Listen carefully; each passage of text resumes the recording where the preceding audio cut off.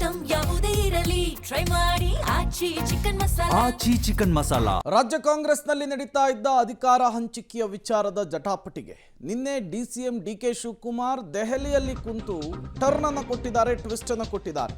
February ಕಡೆಯ ವಾರ CM ಕುರ್ಚಿ ಕಾಳಗಕ್ಕೆ ಕ್ಲೈಮ್ಯಾಕ್ಸ್ ಸಿಕ್ಕೇ ಬಿಡುತ್ತಾ?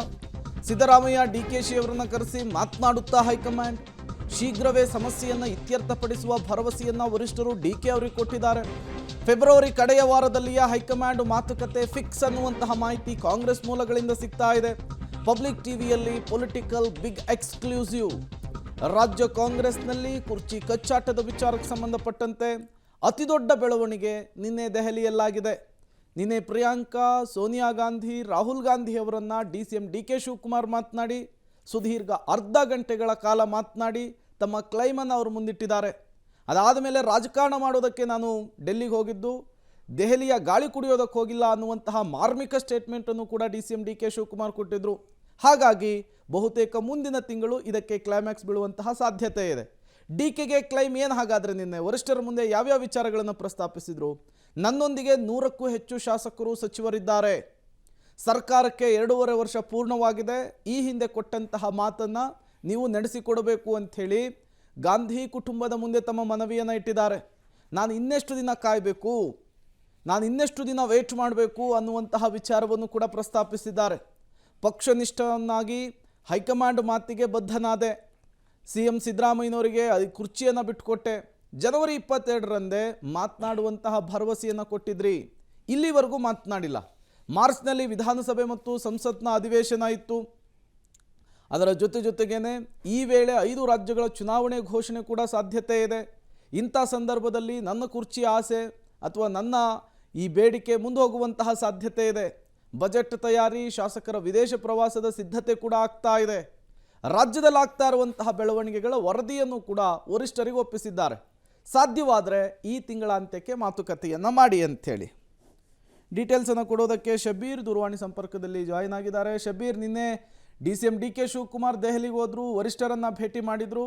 ತಮ್ಮ ಕ್ಲೈಮ್ ಏನಿತ್ತು ಅದನ್ನು ಅಲ್ಲಿ ಮಂಡಿಸುವಂತಹ ಕೆಲಸ ಮಾಡಿದರು. ಬಟ್ ವರಿಷ್ಠರಿಂದ ಬಂದಂತಹ ಸ್ಪಂದನೆ ಏನು? ಯಾವಾಗ ಈ ಕುರ್ಚಿ ಕಿತ್ತಾಟಕ್ಕೆ ಕ್ಲೈಮ್ಯಾಕ್ಸ್ ಸಿಗಬಹುದು? ಏನು ಡೀಟೇಲ್ಸ್ ಸಿಗ್ತಾ ಇದೆ ಇನ್ಸೈಡ್ ಅಂತ ಹೇಳಿ? ಪ್ರೇಮ್, ನೋಡಿ, ಫೆಬ್ರವರಿ ಕಡೆಯ ವಾರದಲ್ಲಿ ಸಿಎಂ ಸಿದ್ದರಾಮಯ್ಯ ಮತ್ತೆ ಡಿಸಿಎಂ ಡಿಕೆ ಶಿವಕುಮಾರ್ ಅವರನ್ನ ಕರೆಸಿ ಹೈಕಮಾಂಡ್ ಮಾತನಾಡುವ ಸಾಧ್ಯತೆ ಇದೆ ಅನ್ನುವಂತ ನಿಟ್ಟಿನಲ್ಲಿ ಮಾಹಿತಿಗಳು ಸಿಗ್ತಾ ಇರುವಂತದ್ದು. ಮುಖ್ಯವಾಗಿ ನಿನ್ನೆ ವರಿಷ್ಠರನ್ನ ಭೇಟಿಯಾದಂತ ಸಂದರ್ಭದಲ್ಲಿ ಡಿಕೆ ಶಿವಕುಮಾರ್ ಕೆಲವೊಂದು ವಿಚಾರಗಳನ್ನ ಪ್ರಸ್ತಾಪ ಮಾಡಿದ್ದಾರೆ. ಅದರಲ್ಲೂ ಕೂಡ ಮುಖ್ಯವಾಗಿ ಡಿಕೆ ಶಿವಕುಮಾರ್ ಅವರು ಹೇಳಿರುವಂತದ್ದು ಜನವರಿ 22 ಮತ್ತೆ 27 ಈ ಹಿಂದೆ 2 ದಿನಾಂಕಗಳನ್ನ ನಿಗದಿ ಮಾಡಲಾಗಿತ್ತು ಮೀಟಿಂಗಿಗೆ.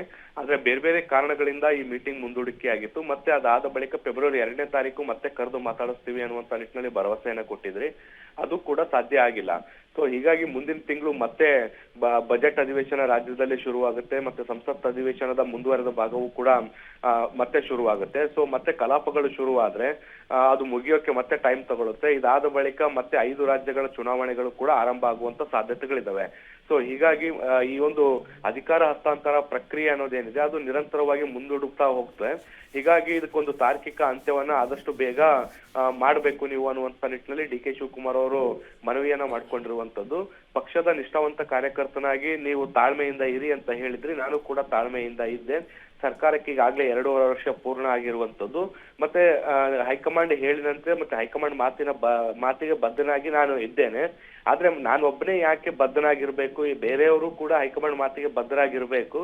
ಸೊ ಆ ನಿಟ್ಟಿನಲ್ಲಿ ನೀವು ನಿರ್ಧಾರವನ್ನ ತೆಗೆದುಕೊಳ್ಬೇಕು ಅನ್ನುವಂತ ನಿಟ್ಟಿನಲ್ಲಿ ಒತ್ತಡವನ್ನ ಹಾಕುವಂತ ಪ್ರಯತ್ನವನ್ನ ಕೂಡ ಡಿಕೆ ಶಿವಕುಮಾರ್ ಅವರು ಮಾಡಿದ್ದಾರೆ. ಸೊ ಡಿಕೆ ಶಿವಕುಮಾರ್ ಅವರ ಮಾತನ್ನ ಕೇಳಿಸ್ಕೊಂಡಿರುವಂತ ಹೈಕಮಾಂಡ್ ಶೀಘ್ರ ಒಂದು ನಿರ್ಧಾರಕ್ಕೆ ಬರ್ತೀವಿ ಅನ್ನುವಂತ ಭರವಸೆಯನ್ನ ಕೊಟ್ಟಿದೆ ಅಂತ ಗೊತ್ತಾಗ್ತಾ ಇರುವಂತದ್ದು. ಥ್ಯಾಂಕ್ ಯು ಶಬೀರ್, ತಮ್ಮೆಲ್ಲ ಮಾಹಿತಿಗಾಗಿ ಧನ್ಯವಾದ.